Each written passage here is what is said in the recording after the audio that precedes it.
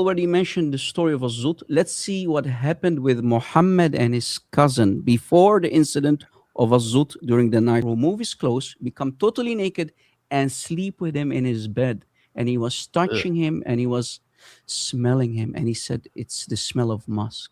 His Let, flesh was very tender. Mm. let's So put the it this question way. is, what was the uncle doing? Let's get it. Let's You can get go it. ahead and bring up my screen. And again, as everyone has been saying, when you want to attack my sisters, which is David's wife, Logic's wife, everybody's wife, and attack mine, well, guess what? When you lie upon us, oh, we gonna tell the truth We's gonna on tell the you. truth. And that's the Mhm. hey, we just read. And That's that's all it. we're gonna do. That's If it. you can go ahead and bring up my screen, their Mhm. logic for everyone. Yep, got And it it up for says you. here. And it says here.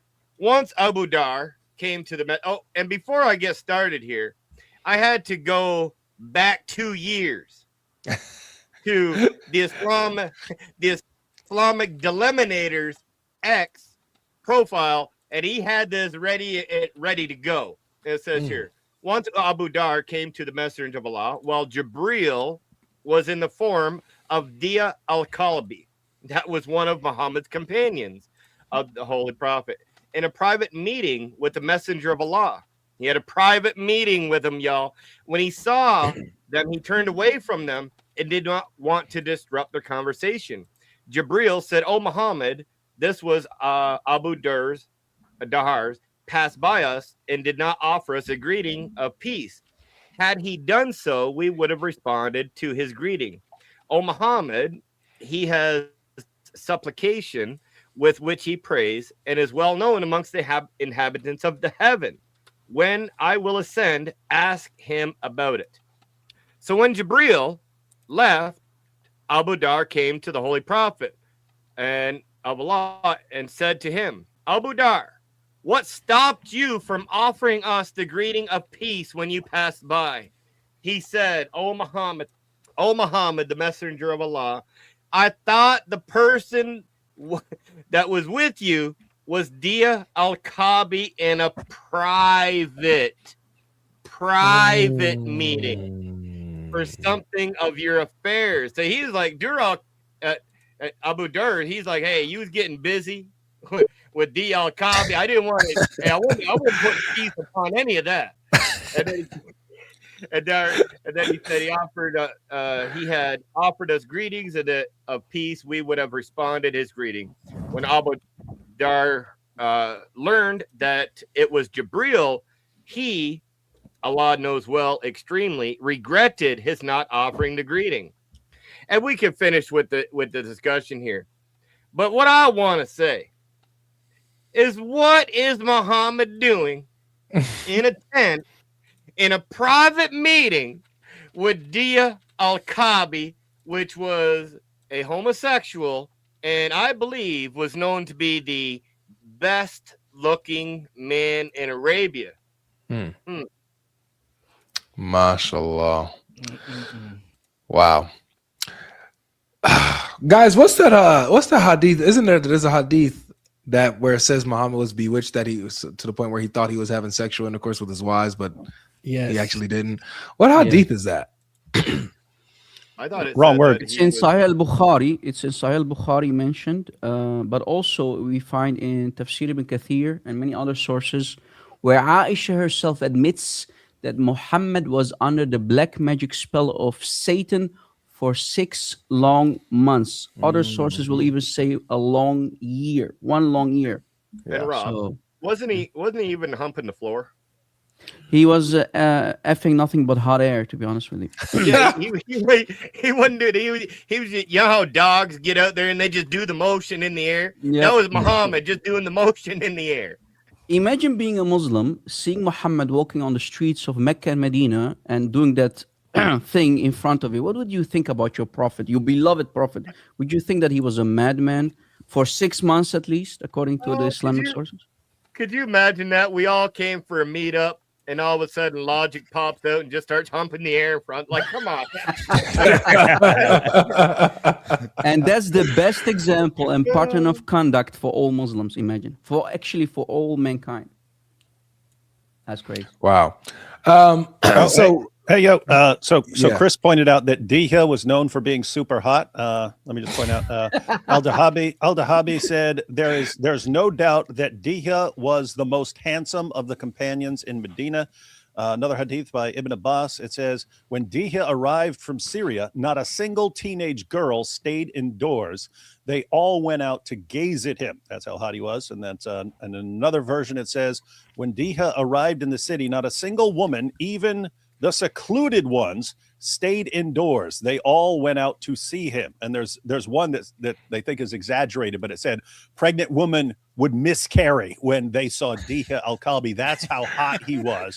And then Muhammad's in his private meetings. And by the way, this is both Sunni and Shia hadith. They talk about these weird situations where Muhammad's in the house and he says, who was I just with? And they go, Diha. And he go, no, it was the angel Gabriel. Like the angel Gabriel just decides to look exactly like the hottest boy toy in town. And anyway, nothing suspicious there, right? Nothing at all. IP, so it looks like you got another one. You're muted. Yeah, I think we were forgetting something else. I mean, this was a disgusting, horrible individual, but he was also an absolute moron. Muhammad was one of the dumbest people who ever exist. He thought the sun set in a spring of warm water. So think about that. Where do we see that in the Quran? Come on. I know. It's ridiculous. I was sitting behind the messenger of Allah who was riding a donkey while the sun was setting. He asked, do you know where this sets? I replied, Allah and his apostle know best. He said, it sets in a spring of warm water. So here we have Sahih hadith here saying, Muhammad actually thought the sun was this much smaller object in the sky that set in a spring of warm water. So guy was an absolute moron. All right, so what do you think is worse? Saying that the sun sets in a spring of warm water, or sending camels as a charity and telling people to, well, let's just read it. Jamia Termini 2042, Anas narrated some people from Uranus arrived at El Medina and they were uncomfortable. So the messenger of Allah sent them some camels from charity. He told them, drink from their milk and urine. Which one do you think is stupider? IP. Yeah, hey, you got to understand, Avery. That was some of that high test camel urine. That was that good stuff at that point. Good stuff, ain't it?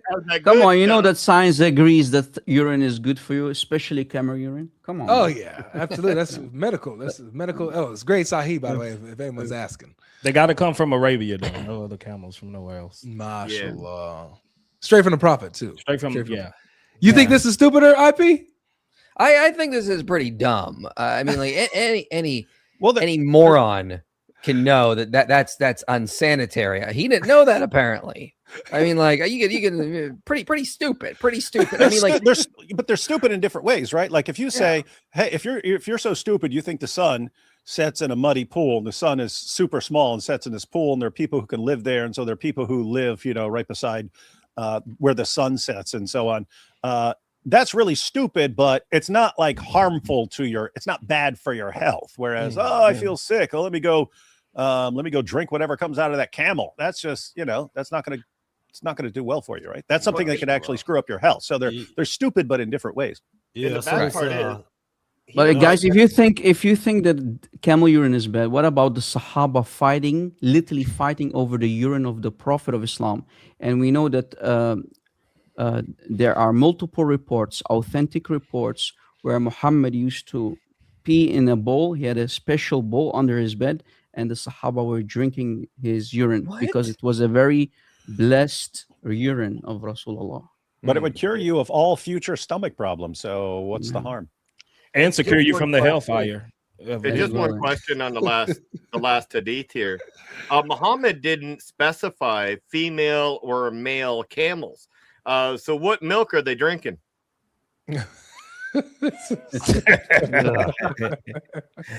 Brother Chris, your imagination is running wild with you right now. He's in that mood of the hadith, man. He in the sunnah, man. He got that sunnah mindset, man. They done got me in this mind when they wanted to start attacking. That's them daily prayers activity, man. Them 5 dailies is what they do to you. Mm-hmm. So Rob, Yeah. we need you here, man. Yeah. We need you to give us some clarity. Where in the world was the semen coming from, most likely, that would end up on Muhammad's clothes, man? Well, brother, since the Dawa bros are, going after our wives, and specifically, they mentioned your wife, we have a gift, in the shape of multiple authentic hadith for the Dawa boys, and the Muslims should thank the Dawa boys for what they did. Okay, so it's actually a mixture. When you put, you have a blender and you put a lot of mixtures, and all kind of type of semen, you get a mixture. So it's a mixture of thousands of semens. So, and here's the proof. Watch this, Wow. guys. If I can share my screen, that would be awesome. Yes, let's get this up. Oh, boy. This up. Now,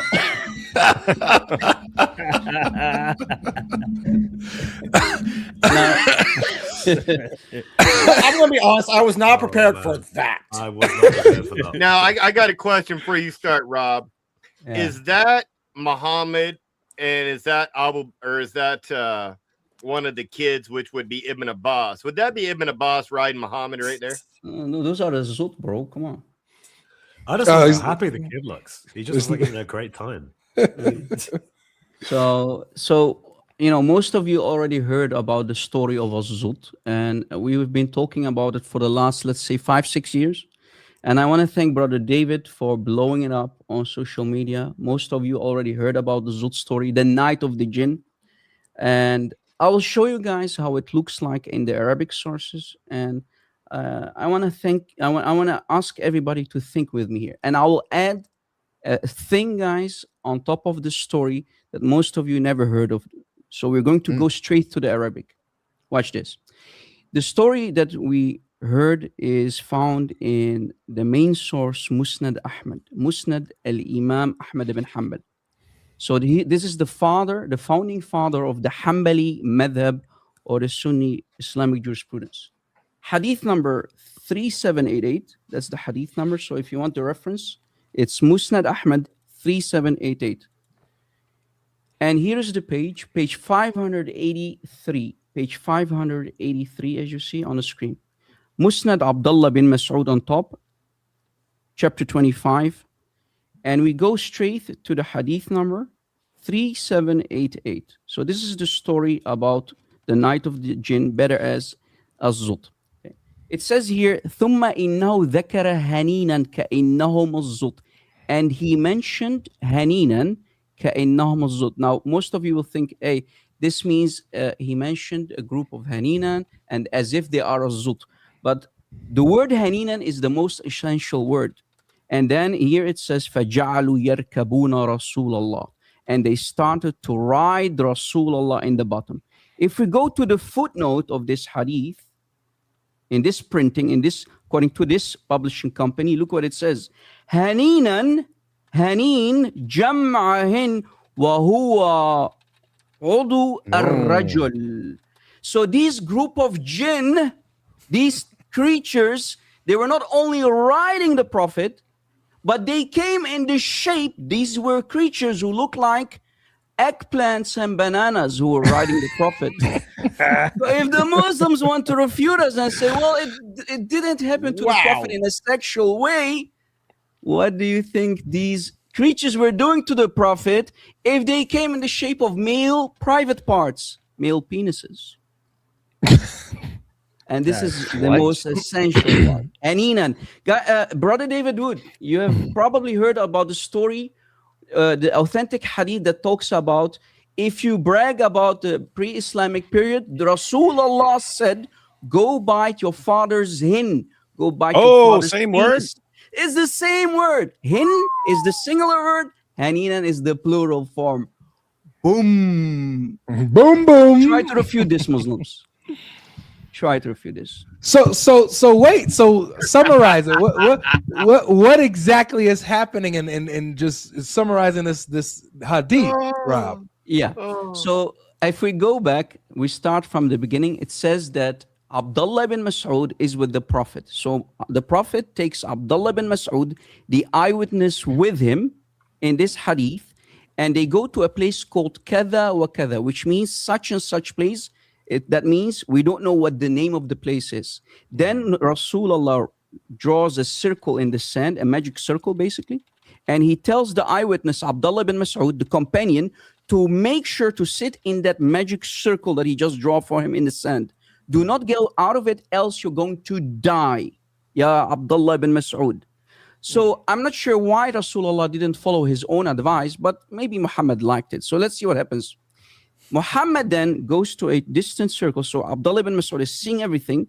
But remember, it's dark at night. It's not Las Vegas with all of these lights or whatnot. So it's dark. It's a middle of nowhere. We don't know the name of the place.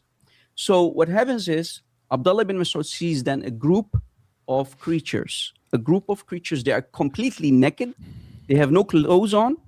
And then they came to ride Rasulullah until sunrise.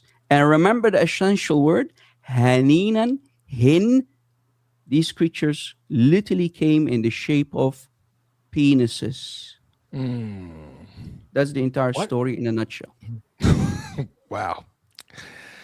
So is it Okay. sexual or not? And if they are in the shape of bananas, the creatures, where were they playing hide and seek? In which holes of Muhammad? And you see, you see this is a mixture of fluid, guys, a mixture of thousands and thousands of jinn, according to tafsir of At-Tabari, for example. Wow. Incredible. So it looks like, ladies and gentlemen, we have discovered where all of that semen was coming from that was found on Muhammad's clothes, that he would wipe on the walls when he was taking a bath because he was defiled sexually, that Aisha was scraping off of his clothes, is coming from these things that are shaped like penises somewhere out in the desert. You're muted. You're muted. You're muted, David. No, dude, that was a one-night stand. One night. That was a one-night stand. I'm saying Aisha said often. Like this is like she's always scrubbing the stuff. So maybe if you want to put forward a theory, you have to announce it as a theory that you can't prove that Muhammad was regularly going out in the desert and getting banged by these huge penises. Other than that, we got to go with Diha and who knows who else, because you've seen the stuff with the guy smooching them all up in his side and stuff like that. Oh man, wow. Brother God Logic, before we move on, most of us heard about now the story of Azut.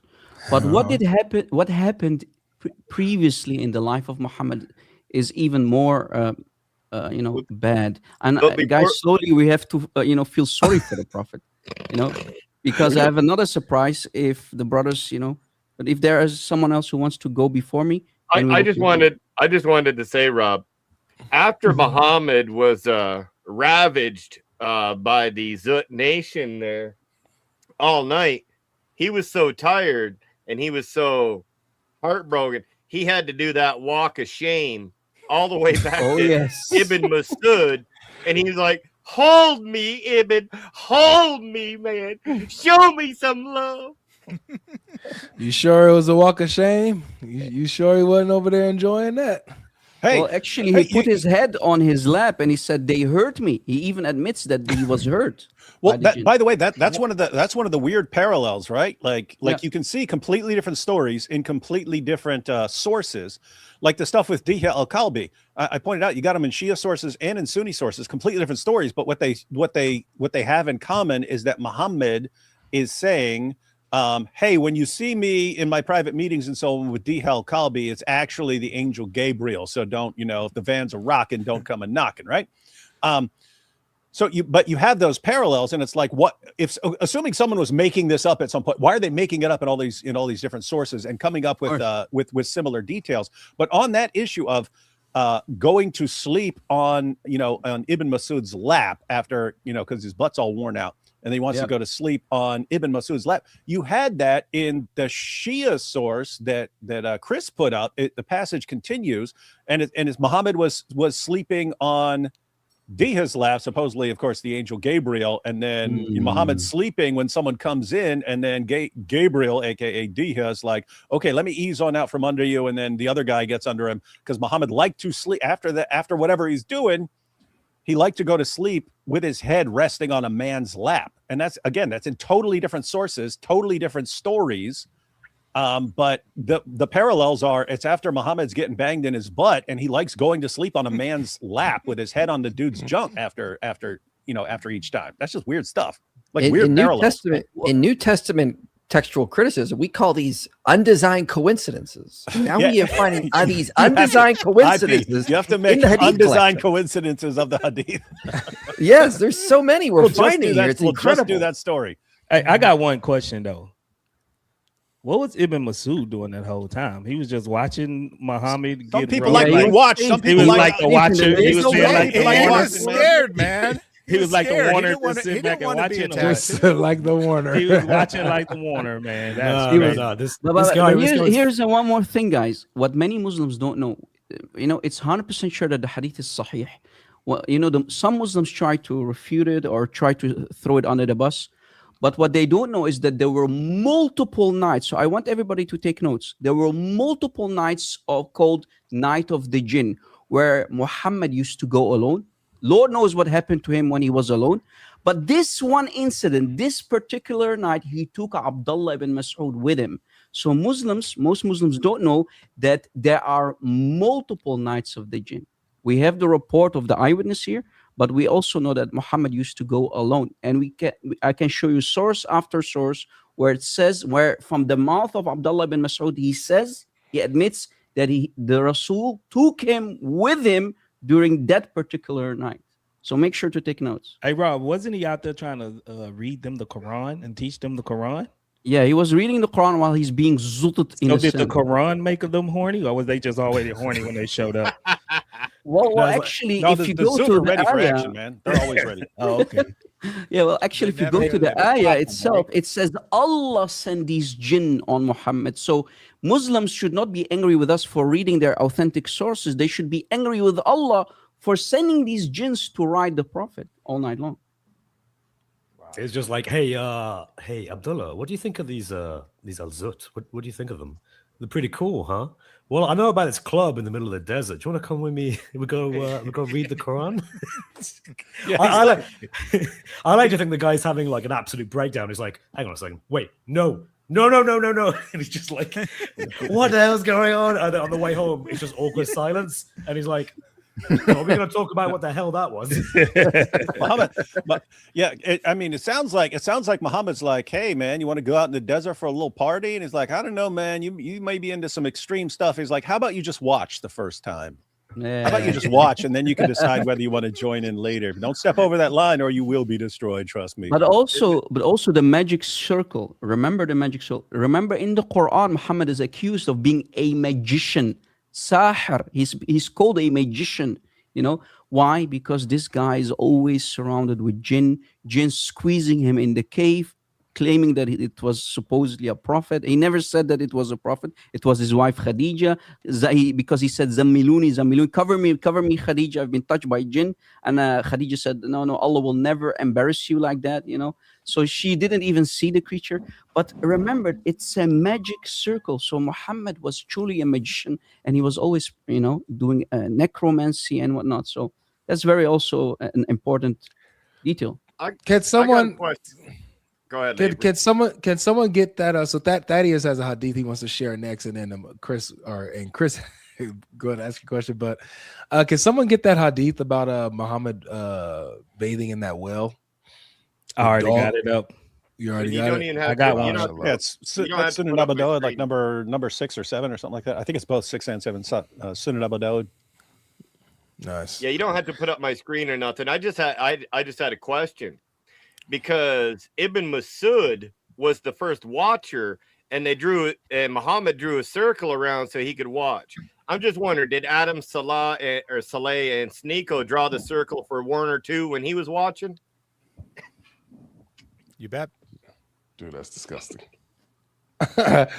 Thaddeus, what you got for us? All man? right, yeah, maybe a little bit of a change of pace, but maybe not as much as you would suspect. We got a potential humorous hadith here, but we need to preface this. So nominally it's a story about Moses, but if you ask actual academic, they'll tell you that in Islam, none of the prophets other than Jesus are actual characters. They don't have any personality. They're just stand-ins for Muhammad, that he recasts all the prophets in his own image, so to speak. And with that, we have this story about Moses, which will tell us something about Muhammad. Nice. All right. Well, let's go ahead and get this up here. Let's see. Let me remove this real quick and put this up. All right. So we got Sahih Bukhari 3404. Narrated Abu Hurairah, Allah's messenger said, Moses was a shy person and used to cover his body completely because of his extensive shyness. One of the children of Israel hurt him by saying, he covers his body in this way only because of some defect of his skin, either leprosy or a scrotal hernia, or he has some other defect. Allah wished to clear Moses of what they said about him. So one day, while Moses was in seclusion, he took off his clothes and put them on a stone and started taking a bath. When he had finished the bath, he moved towards his clothes as to take them. But the stone took his clothes and fled. Moses, naturally, picked up his stick and ran after the stone, saying, "Oh, stone, give me my garment!" Till he reached a group of Bani Israel, who saw him naked then, and found him the best of what Allah had created. And Allah cleared him of what they had accused him of. The stone stopped there, and Moses took and put his garment on and started hitting the stone with his stick. By Allah, the stone still has some of the traces of the hitting, 3, 4, or 5 marks. Strange that they know there's marks there, but they don't know how many. This was what Allah refers to in his saying, and then we have a verse of the Qur'an. So, keep in mind, this is a story about Muhammad in reality. Or you know, Muhammad telling this story for a reason, right? So he says that people are passing around this rumor about Moses, that, you know, he has some defects. Mm-hmm. So we can assume that people were passing around this story about Muhammad, that there was something wrong with him. Mm-hmm. And Allah decides to clear him, not by, you know, having him take his shirt off or something along those lines, but it being completely naked, running and everyone's seeing, and then he's the best of all creation, right? They see him, and let's just say they see he is well endowed. So what was this rumor that was being spread about Muhammad? Well, it seems that people were saying that Muhammad was rather, let's just say, small, that he was unusually small in that department. In fact, this is one of several pieces of evidence that Mary has put together. This was already one of my favorite hadith before, but just one of several pieces of evidence she's put together, which suggests that Muhammad was, in fact, a victim of micropenis, that he had a genetic defect and, you know, was exceptionally tiny. Sorry, and are we as a saying we have a result, he case was study? incapable of having children. And this would also explain why he was leaking semen all over the place. He was unable to properly control his member. And so it actually explains a lot. In addition to just being hilarious, the idea of Moses chasing after a stone that's carrying away his clothes and beating it, and there's still being marks in that stone. So double whammy here. Hilarious in and of itself, and tells you something about Muhammad that you didn't realize it was telling you. And we have to say this would account for other things, like if Muhammad's getting banged in the desert by the men of Al-Zut because he thinks this will make him more manly and virile and stuff like this, he could be, you know, that could be like the 7th century version of, like, you know, theories of penis enlargement or something like that. That could have been his therapy. One more detail, guys. You mentioned Moses and beating the stones and whatnot, but a funny flavor on top of it. According to Bukhari 3438, again, according to Bukhari 3438, Moses looked like a zut, so Moses would have jumped on the back of Muhammad to ride him as well. That's true. That's true. It says Moses looked like a zut. Looked like Yep. one of the zut. So, Wow. Okay. Well, thank you for that, man. This what's this here? Oh, it's another one. 3438. Yeah, I have one. I That's have right one there. to add. It's giving their Okay. descriptions, right? Yep. Yeah. So Go look at ahead. the end. So Moses was of brown complexion, straight hair, and tall stature, as if he was from the people of Al Zut. Boom. What? Oh man, Moses. Why they gotta do Moses like What that? they got? Hey, it's compatible. Oh. It's compatible with what we Moses just read, there. right? He's very well endowed, which is what the Al-Zud are known for. Man, they do Moses, but we respect all the prophets. Get out of here. Now, This if is- I this is can get pretty the respectful. screen back, guys, that would be awesome. I will show you a Yeah. hadith that most of you never seen before. A new hadith introduced, an authentic hadith. Since we already mentioned the story of Azut, let's see what happened with Muhammad and his cousin before the incident of Azut during the night of the jinn. Okay, it. and then after this, we got Chris who got something on his screen too, and then Jai as well. So, and Word. Okay.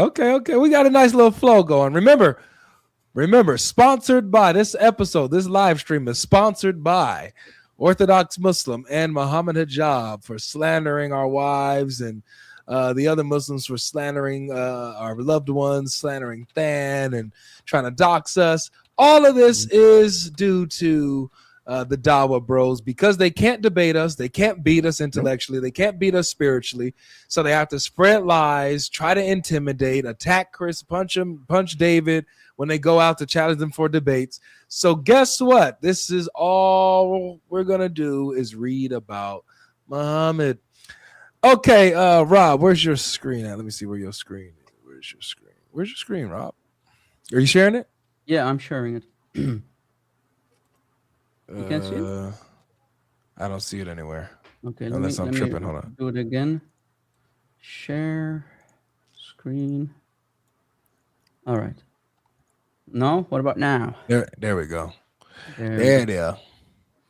Look at it.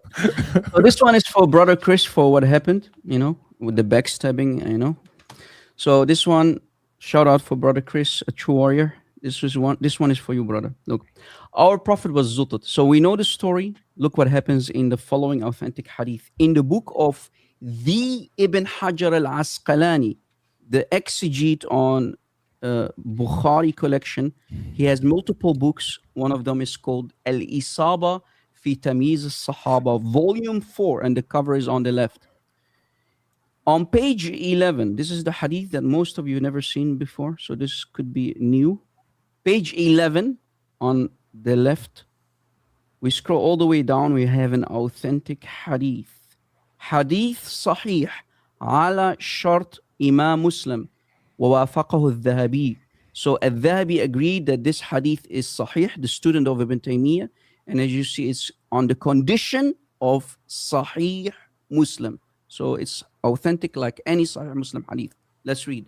فكلمته سلمة. سلمة, the wife of the Prophet, said to him, فقالت, she said, يا رسول الله, O Rasul Allah, ابن عمك, your cousin, the son of your uncle, تعني أبا سفيان. She meant his name is Abu Sufyan. وابن عمتك, and your other cousin, تعني Abdullah. So two cousins came to see Rasulullah. Two cousins. One of them was Abu Sufyan and the other one was Abdullah. فقال, the Prophet said, لا حاجة فيهما. I don't want to see them. I have nothing to do with them. Why? Why, Muhammad? Because أما ابن عمي فهتك عرضي. But regarding my cousin, he beeped me. No. The cousin did what? He raped him. Raped them. I So was this told. is before the Zut story, right? Hey, Rob, and you can confirm this or let me know if it's false or not. But I was told that there was a few of Muhammad's family members that did that to him. Yeah. So he had an encounter at the age of 8 with his uncle because his uncle used to command Muhammad as an orphan. Remember, Muhammad's dad passed away. his mother passed away at a young age. So at the age of 8, his uncle Abu Talib, the father of Ali, his cousin, Abu Talib took him in as an 8-year-old boy, and he was commanding Muhammad to remove his clothes, become totally naked, and sleep with him in his bed. And he was touching him, and he was smelling him, and he said it's the smell of musk. His flesh was very tender. So Let's put the it this question way. is, what was the uncle doing? Now we know. So this is the proof that the Prophet was raped at a young age. Now for the Muslims who will say, no, فَهَتَكَ عِرْضِي does not mean grape. Let us go to the classical dictionaries. هَتَكَ عِرْض إِمْرَأَ. What does it mean? Graping a woman. You see the translation on the screen, guys? Yeah. You see it, right? Yep. So, and here is more. Ibn Taymiyyah doubles it down in his Majmu' Fatawa, volume 15. Ibn Taymiyyah, mentioning the story of Prophet Yusuf in Islam. And it's narrated that she, the wife of his master, the wife of Al-Aziz, Zulayka, said, this Copt, referring to the Prophet Yusuf in Islam, graped me. And guess what the wording is? Hataka ardi. The same wording that we find here, you see here in the green part, that we find also in the yellow, in the blue here, fahataka ardi, same. Exactly the same wording. He graped me. She graped me. She's saying he graped me, Yusuf graped me, and here it says, Muhammad says, my prophet graped me. So, Wow. That's what crazy, man. what I've been hearing is Muhammad's family members, his cousin, Dia al-Kabi, the other man that was coming up and hugging him from the behind, and even 30 al-Zut was all over Muhammad. He was like the Arabian bicycle. Everyone had a ride. Everybody, it was their turn. Everybody.